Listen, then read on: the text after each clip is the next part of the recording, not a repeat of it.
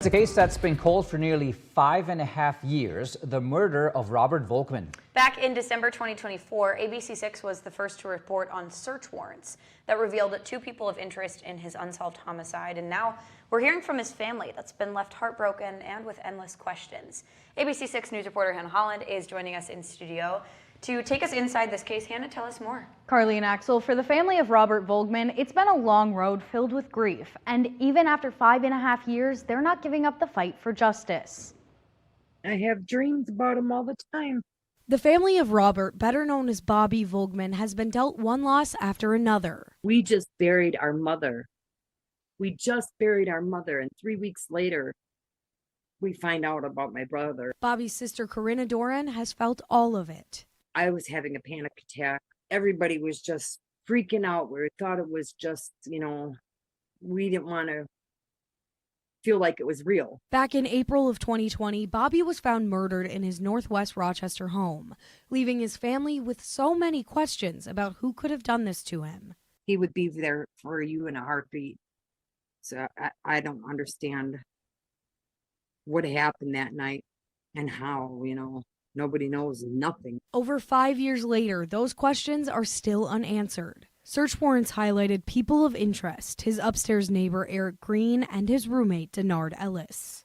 On April 12, 2020, a witness reportedly heard a fight and items being thrown in the direction of Volgmann's room. Peering into Volgmann's window, they saw a dark figure wearing a mask and gloves like people do for COVID, according to court documents. The witness told police they called Eric Green's name, thinking it might be him based on the figure's build. That night, a woman picked the witness up, later recalling to investigators that they were, quote, freaked out because they saw someone with what they thought was a hammer in Bobby's room. Days later, on April 16, 2020, Bobby was found dead sitting upright on his bed with blunt force trauma to his head and blood spattered across his room.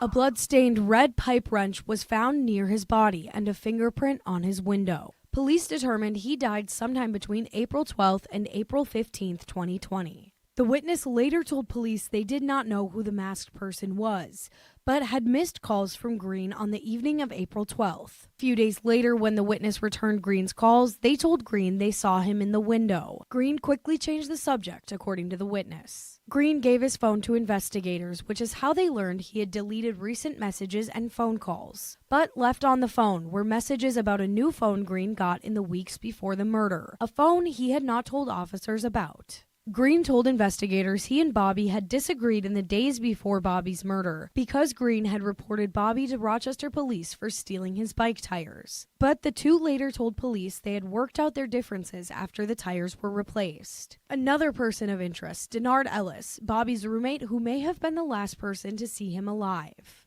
Ellis told police on April 15th he saw Bobby through his window sitting upright on his bed but didn't see any blood on the walls. He also told police that he and Bobby had gotten into an argument in the days leading up to the murder, but he denied any assault. Investigators recovered a single blue latex glove and a medical mask from Ellis's room, according to warrants. Ellis was not at home for a time between Bobby's death and his discovery because he had had a medical crisis. Neither Green or Ellis have been charged in this case, and Green has since died. Whoever did this knew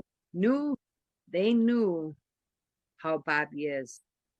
So either they lived with him, or because they exactly knew what to do, when to do it, because they did it so clean, apparently.